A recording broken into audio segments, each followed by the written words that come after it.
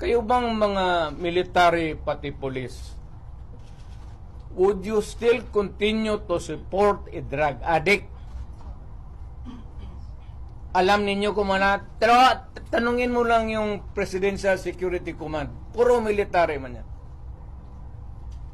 You did not go far. Yung mga tao ninyo sa military.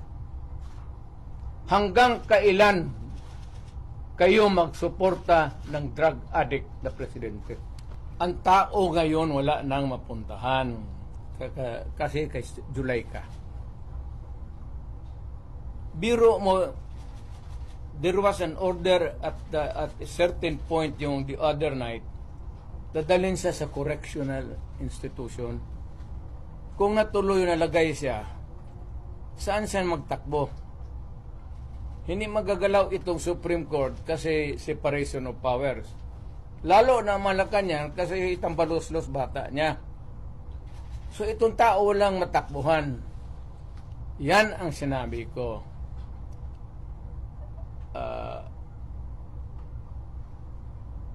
There is a fractured governance na bali lang, hindi lang na-sprain.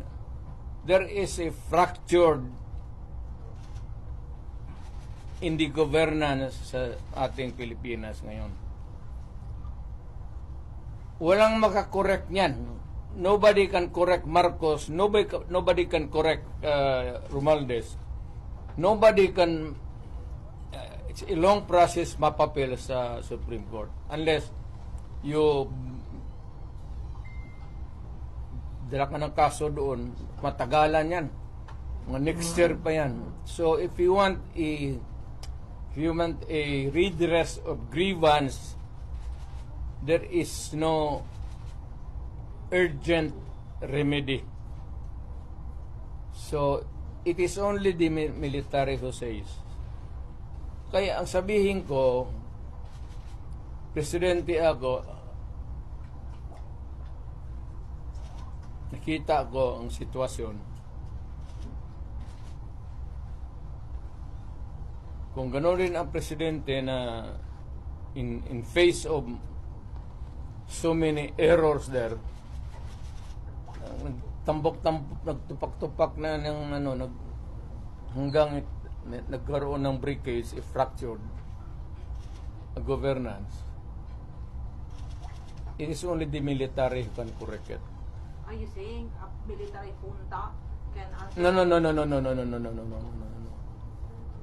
Sinabi ko sa lahat yan, magtanong ka ng sundalo niya, yung mga opisyal dyan, sinabi nang magpunta ka. Sinabi ko lang, it is only the military who can correct it. Now, to answer your question, ibig kong sabihin ang military, well, it's an option sa military. One, they just can sit there sa upuan nila, doon sa bukid, maglinis ng barel. Magsabi lang sila na we are not anymore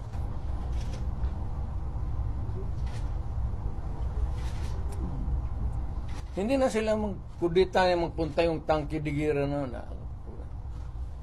Sabihin lang nila na ayaw na namin yung laro ninyo. Out kami dyan. Kasi kung walang military, yung laro nila, wala na. What do you mean out, Mayor? Hindi Getting sila out sa... means... I don't know. Basta hindi yan kudita, hindi yan ano. Basta sabi lang ng military. You are oppressing people and you are spending our money like water. Pati kami in the coming days, mawawalaan kami ng aming retirement, magalaw. Hindi kami sasalin sa inyo. Silent protest. Not taking orders at all. Hindi silent protest. Military lang talaga. Oh, military silent protest, Mayor. Will not take orders from the Commander-in-Chief. Ano? They will not take orders from the Commander-in-Chief. That's it. Sabihin na nga niya, Sir, Huwag mo kaming isali. Pati kami, ang mga asawa ko nagtrabaho sa gobyerno, nakataya. Tingnan mo naman yung pera. Kinuha ninyo sa GSIS, PhilHealth, 89. Ito ng sample survey? Pero Pinagbili nila, saan itong pera? 25 tons of gold reserves natin sold amounting to 129 billion.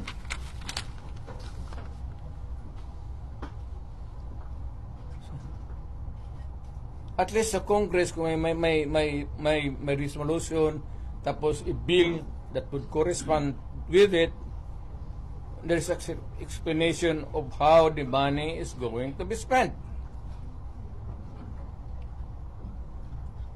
Pero ito, paano ito ngayon? Sila na nakaalam nito. Yung Maharlika, sila na nakaalam nito.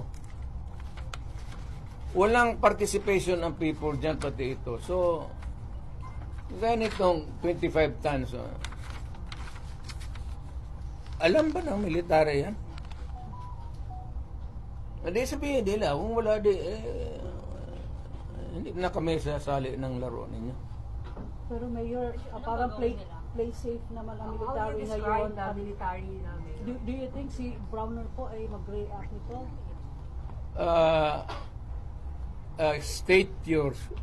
Can you restate your statement?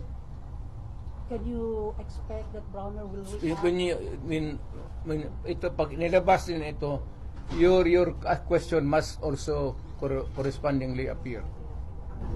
Importante yan. So, go ahead. Oo, kasi may statement siya, dapat nagpartisan, dapat parang stay put lang yung military. Wala naman siyang sinabi, no? In fact, si Inday nga nagsabi na tulog-tulugan yung Chief of Staff.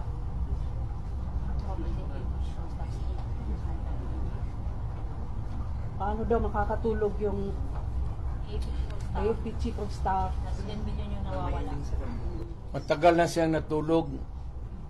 Alam niya yung commander-in-chief niya nagdudruga. Noon pa yan, alam na ng lahat. Baka siya lang ang hindi. Ang mga polis. Kaming taga Davao, alam namin si Lagdameo nagdudruga.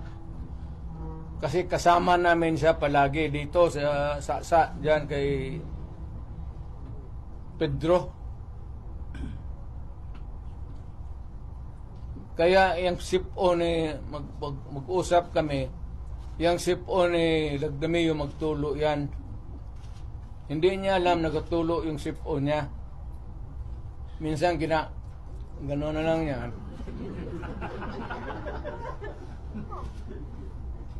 Alam ni Marcos na siya Lagdameo durugista. Alam ni Lagdameo na durugista. Magkasama yan sila sa hit-hitan. So, another appropriate question would be yung ito with sincerity. Kayo bang mga military pati police, would you still continue to support a drug addict? Alam ninyo kung tanungin mo lang yung Presidential Security Command. Puro military man yan. You did not go far. Yung mga tao ninyo sa military. Hanggang kailan kayo magsuporta ng drug addict na presidente? Sabihin mo sa amin. Kasi nagpapatulong kami to get the answers. Sana we cannot get a correct and accurate or true answer from kami ang magtanong. Barado kami ngayon eh. So under the constitutional provision of the right to be heard, kailangan sagutin ninyo yan.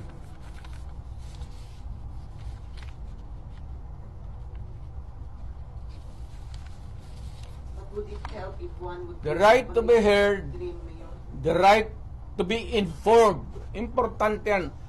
Constitutional provision yan, Mr. General sa military. And the right of the people to seek redress of grievance. Kayo lang ang makabigay niyan ngayon. The right of information, you protect that right and allow us to use it. And we are seeking for redress of grievance of the abuses of government. Huwag na lang yung dalawang babae na inaano nila. Karaming sabi, ganon, tantrum. Hysterical yun, hindi yun ano. Eh, kung ikaw may kasama ka na worker mo, delirium na, what are you supposed to do? Ako sa isang tanong na. Mr. Military, give us that right. The right of information that is true and correct, the right of redress of grievance, and the right to protect us. To be short of challenging Browner na. To be short of challenging Browner na to happen. Wala akong tina-challenge. I don't have to challenge to anybody. I'm challenged to the military itself. The whole of the military, kasi sila ang supposed to be protector of the Constitution. Now tell me, kung protector sila ng Constitution, are they willing to still protect the president who is a drug addict for another 4 years? At kung sabihin mo hindi nila alam, address, sabihin ko, wag tayo magbulahan. Alam ninyo yan noon, alam ninyo ngayon yan.